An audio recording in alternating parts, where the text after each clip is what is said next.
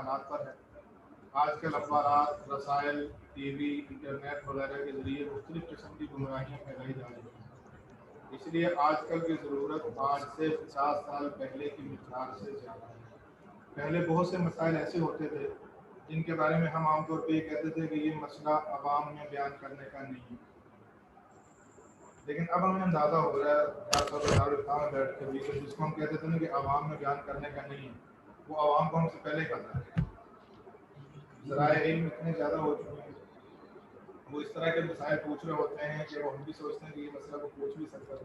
مطلب خالص علمی اور پھر جو علماء کے درجے کے مسائل کو وہ لوگ پوچھنا شروع ہو گئے، اور اس سے بڑھ کر جو علمی مسائل نہیں بھی تھے، غیر علمی مسائل مسلمان گھرانوں کے اندر دوسری قسم کی جو چیزیں گمراہی والی بالکل کفر کے درجے کی چیزیں، بس ان کی حفاظت کرنا، اس طرح کی چیزیں بھی آ رہی ہیں۔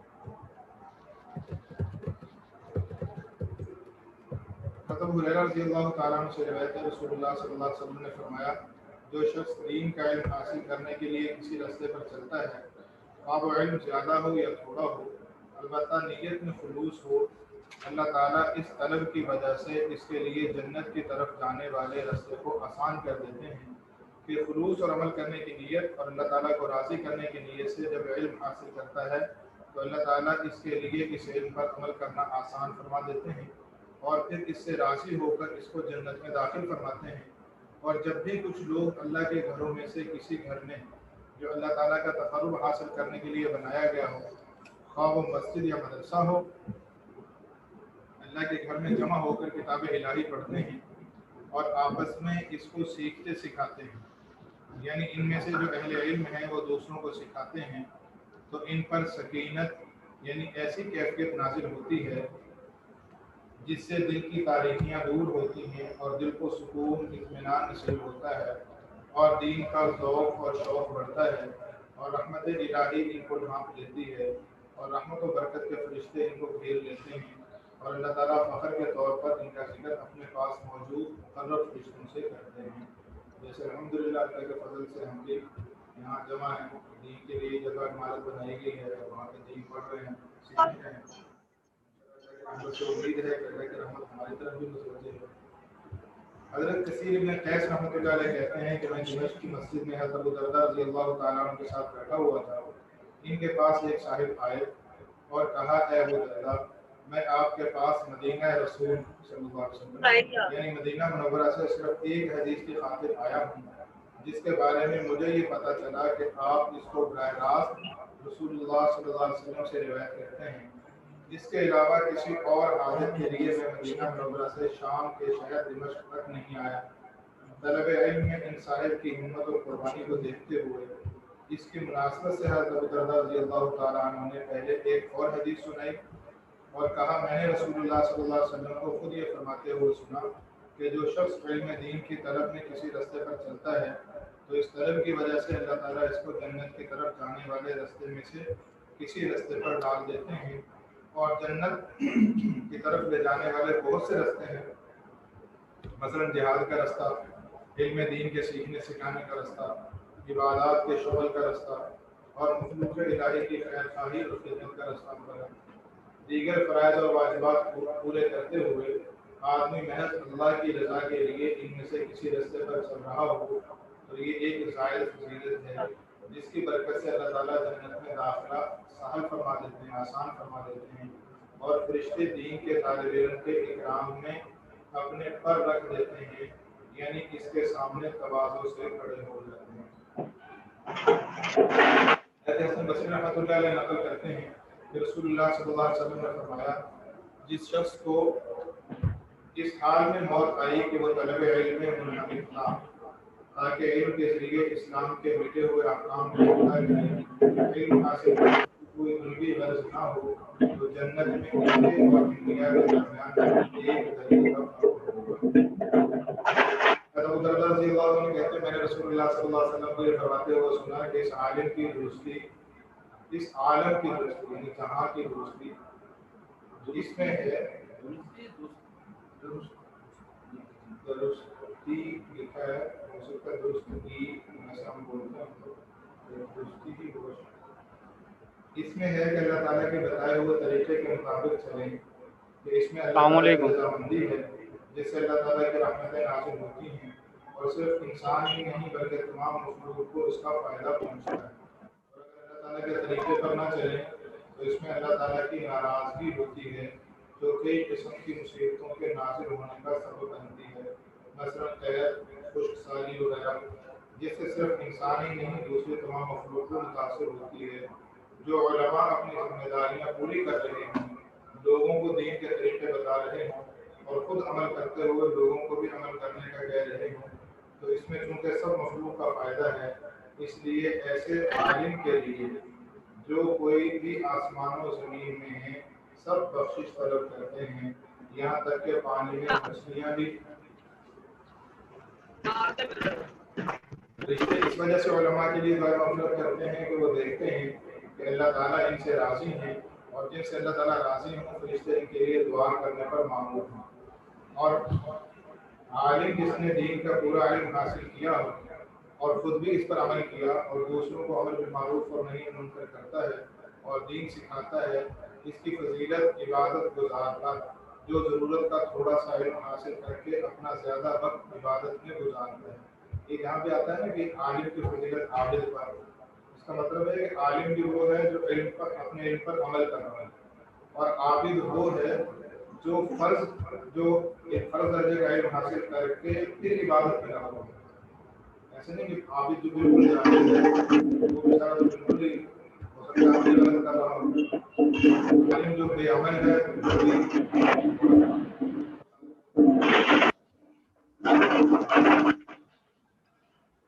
جو ضرورت کا تھوڑا سا علم حاصل کر کے اپنا زیادہ وقت عبادت میں گزارتا ہے، 14ویں رات کے چاند کی طرح ہے دیگر ستاروں پر، اور علماء انبیاء کے وارث ہوتے ہیں، لیکن اس کا یہ مطلب نہیں کہ انبیاء کچھ مال چھوڑ جاتے ہیں جو علماء میں تقسیم کیا جاتا ہے، کیونکہ انبیاء کی میراث دینار و درہم اور دیگر مال نہیں ہوتے، کیونکہ اگر وہ کچھ مال چھوڑتے بھی ہیں تو وہ صدقہ ہوتا ہے، وارثوں میں تقسیم نہیں ہوتا۔ ان کی میراث تو محض علم دین ہوتا ہے، تو جس نے یہ میراث حاصل کی اس نے تو بڑا نصیب حاصل کر لیا۔ حضرت عبداللہ بن عباس رضی اللہ تعالیٰ عنہ کہتے ہیں رسول اللہ صلی اللہ علیہ وسلم نے فرمایا کہ ایک فقیہ یعنی وہ شخص جو دین کے اصول اور قواعد اور جزوی مسائل خواہ ان کا تعلق عقائد سے ہو یا اعمال سے خوب باخبر ہو، فقیہ ہے جو پورا ماہر ہے شریعت کا، وہ ایک فقیہ شیطان پر 1000 عابدوں سے زیادہ بھاری ہوتا ہے، کیونکہ عابد کی کم علمی کی وجہ سے شیطان بہت مرتبہ اس کو عبادت کے رنگ میں دھوکہ دینے میں کامیاب ہو جاتا ہے، جبکہ فقیہ کو شیطان کی چال بازیوں کا بخوبی علم ہوتا ہے، اور وہ شیطان سے خود کو بھی محفوظ رکھتا ہے اور دوسروں کی بھی حفاظت کا ذریعہ بنتا ہے۔ حضرت معاویہ رضی اللہ تعالیٰ عنہ سے روایت ہے رسول اللہ صلی اللہ علیہ وسلم نے فرمایا اللہ تعالیٰ جس کے ساتھ بہت ہی زیادہ بھلائی کا ارادہ فرماتے ہیں، اس کو دین میں تفقہ یعنی دین کی مکمل سمجھ عطا فرماتے ہیں، اور میں تو اللہ تعالیٰ کے دیے ہوئے علم کو تقسیم کرنے والا ہوں، تفقہ اور سمجھ دینے والے تو فقط اللہ تعالیٰ ہیں، کسی کو کم دیتے ہیں کسی کو زیادہ دیتے ہیں۔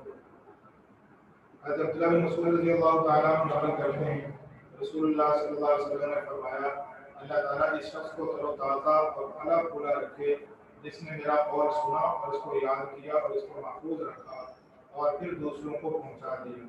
اس دعائے نبوی اور فضیلت کی وجہ یہ ہے، یعنی جو حضور نے دعا دی ہے اور جو فضیلت بیان کی ہے، اس کی وجہ یہ ہے کہ آپ صلی اللہ علیہ وسلم کے اقوال دین کے مسائل اور فقہ اور سوجھ بوجھ پر مشتمل ہیں، لیکن بسا اوقات فقہ کی بات کو سننے اور یاد کرنے والا خود فقیہ نہیں ہوتا کہ یہ جان سکے کہ اس حدیث سے دین کے کیا کیا مسائل حل ہوتے ہیں اور کیا کیا ہدایات ملتی ہیں، لیکن یہ جس شخص کو وہ حدیث پہنچاتا ہے وہ بسا اوقات اس سے زیادہ فقیہ ہوتا ہے اور حدیث سے حاصل ہونے والے بہت سے مسائل کو جان لیتا ہے، خواہ ان کا ذکر صراحت سے ہو یا اشارے سے یا دلالت سے یا قیاس سے، اور اس طرح سے یہ شخص دین کے تفصیلی علم پھیلانے میں مددگار بنتا ہے۔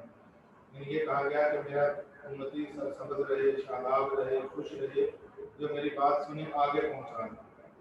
تو یہ فضیلت کیوں بیان کی؟ آپ صلی اللہ علیہ وسلم نے اس کی وجہ خود ہی بیان فرما دی کہ بعض اوقات ایسے ہوتا ہے کہ جس کو دین کی بات بتائی گئی ہے وہ اس سے دین کے بہت زیادہ مسائل اخذ کر لیتا ہے بنسبت اس کے جس نے بتائی. ایک واقعہ آتا ہے کتابوں کے اندر کہ ایک خاتون تھی، وہ خواتین کو غسل دیا کرتی ہے، فوت ہونے والی خواتین کو غسل دیا کرتی ہے. تو وہ کہیں مسئلہ پوچھنے کے لیے کچھ محدث اور فقیہ کی مثال یوں سمجھ لیں. محدث کو ہوتا ہے جیسے حافظ حدیث، جیسے حافظ قرآن، ایک بچے نے قرآن پاک یوز کر لیا، اس کو پتہ نہیں ہے قرآن کیا کیا ہے. ایسے حافظ حدیث بھی ہوتے تھے، سارے حدیث انہوں نے یاد کر لی، لیکن حدیث سے کیا کیا مسائل نکل رہے ہیں ان کا علم نہیں ہوتا. فقیہ وہ ہوتا ہے جو ان احادیث سے مسائل کا علم بھی اخذ کرتا ہے. تو ایک خاتون کو مسئلہ پوچھنے کے لیے چند محدثین بیٹھے تھے، ان سے آ کے مسئلہ پوچھا کہ جو میں عورتوں کو غسل دیتی ہوں تو عورتوں کو غسل دینے کے بعد میں خود بھی غسل کیا کروں، ان کو غسل دینے کے بعد میں خود بھی غسل کیا کروں. اب وہ محدثین جو ہے نا آپس میں ایک دوسرے کو کہنے لگے ایک دوسرے پہ ڈالنے لگے. اتنے میں ایک فقیہ آ گیا، ان سے انہوں نے مسئلہ پوچھا تو انہوں نے کہا کہ جی مسئلہ یہ تھا کہ میں خاص ایام میں ہوتی ہوں تو ان ایام میں عورت کو غسل دے سکتی ہوں. اب ایک دوسرے سے پوچھ رہے تھے، کسی نے جواب نہیں دیا. فقیہ آ گیا، ان سے آ کر پوچھا کہ جی مسئلہ پوچھ رہے ہیں. انہوں نے کہا دے سکتی ہوں محدثین کہنے لگے جی دلیل. انہوں نے کہا دلیل آپ لوگوں نے مجھے حدیث سنائی تھی کہ حضور صلی اللہ علیہ وسلم نے حضرت عائشہ رضی اللہ تعالیٰ عنہ سے فرمایا کہ نابلین الخمرۃ من المسجد، مسجد سے مجھے چٹائی پکڑا دو ذرا ہاتھ لمبا کر کے. حضرت عائشہ رضی اللہ عنہ نے عرض کیا اللہ کے رسول میں تو حیض سے ہوں، ماہواری چل رہی ہے. آپ علیہ السلام نے فرمایا ان حیضتی کی لیست فی یدی کی، تمہاری یہ جو ماہواری ہے تمہارے ہاتھ میں تو نہیں، تم خود تو مسجد سے باہر ہو، ہاتھ لمبا کر کے مسجد سے پکڑ لو. تو حضور نے فرمایا تھا کہ ہاتھ گویا جسم پاک، تو اس نے غسل دینا اس کا جسم پاک. وہ جو محدثین تھے انہوں نے جب یہ حدیث سنی تو اس کی سند پہ بحث کرنے لگے، ہاں یہ حدیث فلاں نے بیان کی ہے، فلاں نے بیان کی، فلاں سند سے بھی ہے، فلاں سند سے بھی ہے. تو وہ خاتون ان کی بات سن کر فرمان کہنے لگی این کنتم قبل ھذا، اس سے پہلے کام مرے ہوئے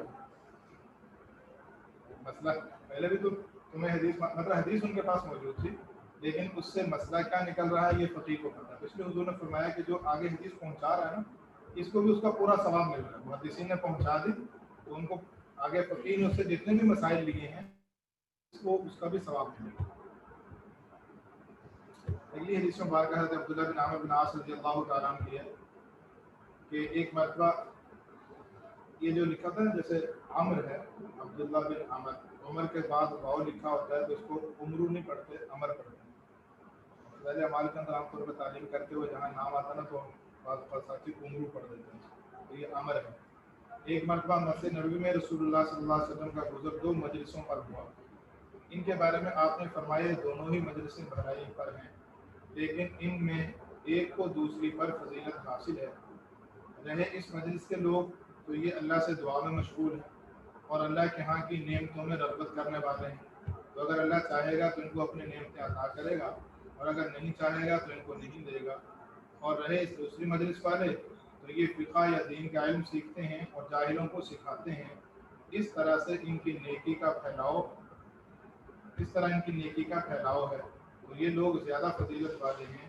اور چونکہ میں بھی معلم بنا کر بھیجا گیا ہوں لہذا میری ان کے ساتھ زیادہ مناسبت ہے. پھر آپ علیہ السلام انہی میں بیٹھ گئے. ایک مجلس تھی، ایک کچھ لوگ بیٹھے تھے جو اللہ سے دعا میں مشغول اپنے انفرادی ذکر کر رہے تھے، عبادت میں تھے. دوسرے علم کے سیکھنے سکھانے میں لگے ہوئے تھے. تو آپ علیہ السلام نے فرمایا کہ جو علم سیکھنے سکھانے میں لگے ہوئے ہیں ان کی نیکی بڑی ہے. پھر حضور ان کے ساتھ بیٹھ گئے. دین کا علم مستند اور اہل حق علماء سے حاصل کرنا چاہیے. مشہور اور بڑے تابعین حضرت محمد بن سیرین رحمۃ اللہ علیہ نے فرمایا بلا شبہ دین کا علم بھی دین ہے. دین کا علم بھی دین ہے. تو دیکھو تم اپنا دین یعنی اس کا علم کن لوگوں سے حاصل کرتے ہو، یعنی اہل حق علماء سے حاصل کرو جن کے سلسلہ تعلیم میں بھی اہل حق علماء ہو. جو مستند عالم ہی نہیں یا جو اہل حق نہیں ان کے پاس دین سیکھنے اور کوئی درس سننے نہ جاؤ. حضرت جندب رضی اللہ تعالیٰ عنہ کہتے ہیں رسول اللہ صلی اللہ علیہ وسلم نے فرمایا जिसने कुरान के बारे में अपनी राय और अक्ल से सही दलील के बगैर कोई बात कही और वो इत्तेफाक से सही भी हो गई, तब भी इसने उसूली ख़ता की, क्योंकि इसको कुछ कहना ही जायज़ नहीं था। यानी जिसने इल्म सीखा ही नहीं, वो अगर कोई इल्मी बात करता है, उसूली तौर पर उसका तुक्का लग गया, ठीक भी कह दे, तो उसूली गलती है, उसूली तौर पर इसको नहीं बताना चाहिए। जैसे मसलन कोई डॉक्टर बाकायदा पढ़े नहीं है और वो डॉक्टर मौजूद है, वो दवाई देने लग जाए, उसका तुक्का लग भी जाए, तो उसूली तौर पर उसने गलत किया। और जो पढ़े हुए डॉक्टर हैं बाकायदा, उनसे गलती भी हो जाए तो कानूनी तौर पर वो मुजरिम नहीं है। फायदे में एक चीज़ है किसी मुस्तनद तफसीर से कोई पुख्ता बात नकल करना।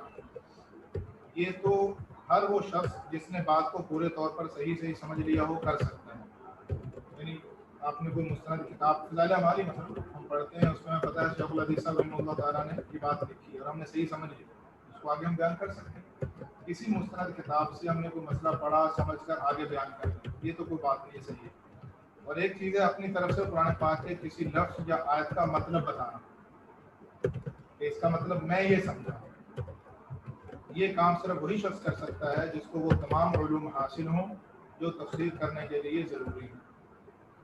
आम लोग ये कर सकते हैं कि कोई मुस्तनद और आसान तफसीर लेकर इसको पढ़ लें, और कोई बात समझ में ना आए तो किसी अच्छे आलिम से पूछ लें। बेहतर यही है कि कोई मुख्तसर तफसीर किसी अच्छे आलिम से सबकन पढ़ लें। अलबत्ता कुरान पाक का दर्स देना हो तो कोई अच्छा आलिम ये काम करे, आम आदमी दर्स तो ना दे। आम आदमी किसी मुस्तनद तफसीर में से सिर्फ लफ्ज़ ब लफ्ज़ पढ़कर सुना सकता है।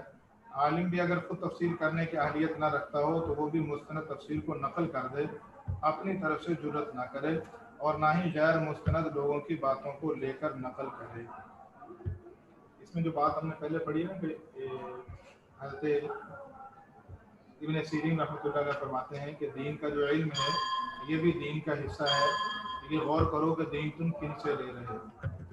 ये भी हमें देखना चाहिए कि ये बात बस यहाँ पे खत्म कर देते हैं, आगे कल पढ़ लेंगे। कि हम आमतौर पर एक जुमला चलता है कि जी ये देखो बात क्या हो रही है, ये ना देखो बात कौन कर रहा है। ये बात सही नहीं है। हम ये भी देखेंगे कि कौन कर रहा है, वो मुस्तनद है या नहीं, अहले सुन्नत में से, अहले हक में से है या अहले हक में से नहीं। क्योंकि हमने इतनी सलाहियत नहीं है कि हम बात को परख सकते।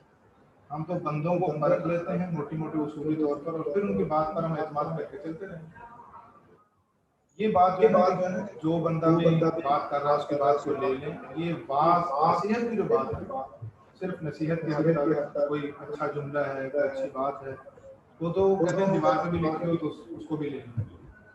लेकिन जो दीन का इल्म है, दीन का मसला है, चाहे वो एतकादी हो या अमली, ये ऐसा नहीं है। ये पहले हमें इसकी तहकीक करनी चाहिए कि वो अहले हक में से हो। अहले हक में से होना मुतय्यन है तो फिर हम उसकी बात भी ले लेंगे। अल्लाह ताला हमें अमल की तौफीक अता फरमाए।